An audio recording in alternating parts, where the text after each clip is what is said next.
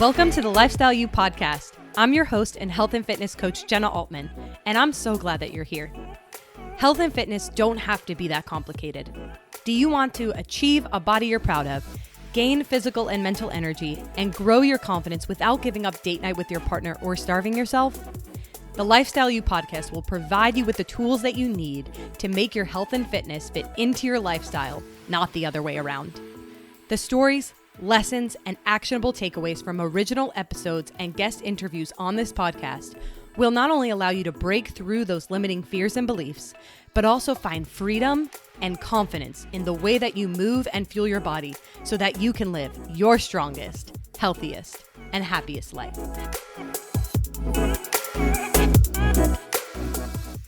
Hello, my friends. Before we dive into today's episode of the Lifestyle You podcast, I want to take a few moments to briefly chat with you about my Summer Flex training program that is now officially open for enrollment.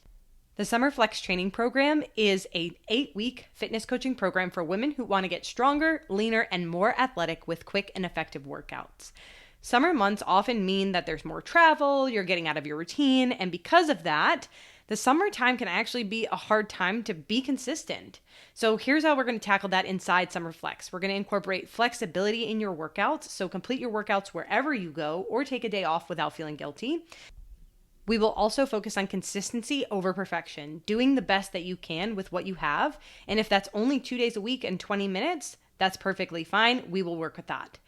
The next component is going to be strength. So these quick and effective strength workouts will only take you 30 to 40 minutes. So we'll do some power development, some compound lifts, and a metabolic finisher or burnout. Not sure what any of that means. Please don't worry. I'll teach you all of that and all you need to know so that it'll be fun. If you're ready to start something you would actually finish this summer, go ahead and head to the link in the description to find out more information and enroll in the program now. We are so excited to work out with you this summer.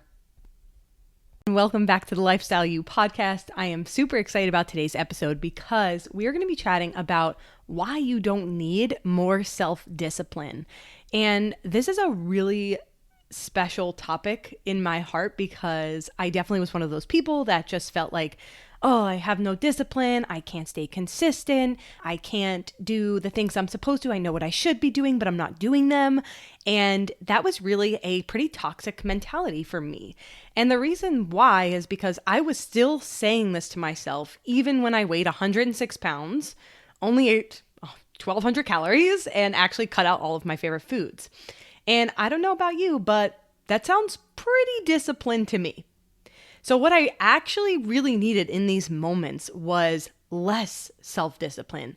I actually needed to find a balance. I needed to find more freedom for myself. But I was too afraid to actually let go of that control. My control, obsession, disordered eating, whatever you'd like to call it, finally made me skinny. And so I was really at this point where I was worried to take my foot off the gas, right? I was worried that if I stopped doing the things that I was going to do or that I was doing, that I would actually gain weight back.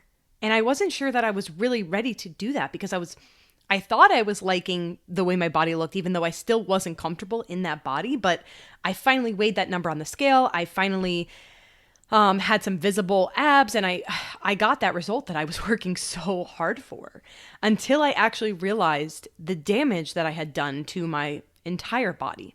And not just my body, but also my mind and my overall health. And I'm very grateful for my experience because I'm actually considered one of the lucky ones.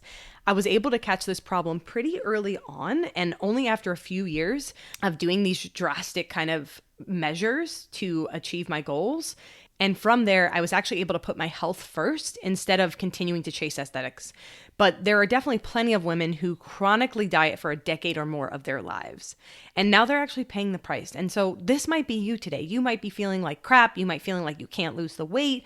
You might feel like you still hate your body no matter what you've done. And the worst case is maybe you're dealing with some serious health issues. Maybe it's thyroid issues, hormonal imbalances, or even maybe infertility. And this just isn't fair, and it really does break my heart. But the good news is it's never too late. You can start healing your body today. And so if this message is resonating with you, if you're really feeling like you're somebody who has so much self-discipline, I want to chat about a few ways that you can actually incorporate more freedom, to incorporate more balance for yourself in your life. So for starters, one of the best things that you can actually do is take a break from dieting.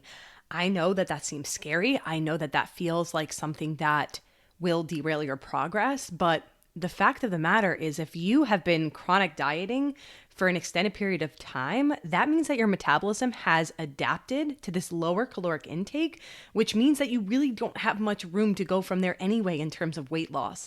And so really taking that break from dieting is not only great for your mental health, but it's also great for your body, for your physical health, for your physiology that's part of your body. And that's where we can start to make improvements on our mindset, on our physical health. And really just taking that break from a diet is something that is crucial if you want to continue making progress, especially if you're somebody who's kind of reached a plateau in your journey. Number 2, chase other health and fitness goals that aren't related to losing weight. Now, you might be sitting here thinking, I don't think I've ever had a health and fitness goal that wasn't related to losing weight. And that's okay. That happens. I think that our society has really pushed this concept of being skinnier and losing weight. But with that said, that does not mean that that can be your only goal. There are so many other amazing goals that you can work on, whether it's getting stronger or getting more confident or improving your relationship with food, exercising your body. There are so many different directions that you can go. And the pursuit of those goals is actually more enjoyable than weight loss for most people. Last one we're going to talk about is think long term. So in a society where we've been pushed tons of quick fixes, and we live in a society where literally you can press a button and get something delivered to your house from Amazon the exact next day, it's really hard for us to think on that sort of long-term continuum. And so when we're thinking about our health and fitness journey and really how to create more freedom, I want you to think about that there is no timeline. This is not a destination that we are trying to reach, right? This is the process that we're building. That is something that we can consistently commit to and stick to for the rest of our lives. If this is something that is sustainable for you, that is what is going to be successful for you. So making sure that we are picking something and embarking on this journey that is long-term is really key here.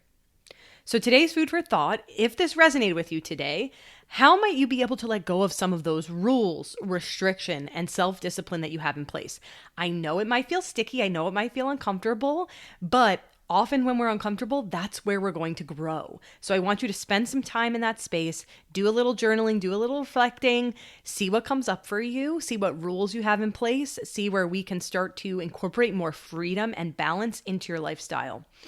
And last but not least, if there is a friend who you think might benefit from listening to this episode, please go ahead and send it along to them. I'm really excited about this episode because it's something that I really wish that I had heard early on in my journey, and all those times that I just thought I had to diet, thought that I had to be losing weight. And so I think that this could really resonate with a lot of people. So make sure you do go ahead, send this to a friend that you think would really benefit from listening to this. Otherwise, I hope you guys have a great rest of your day, and I will chat with you soon.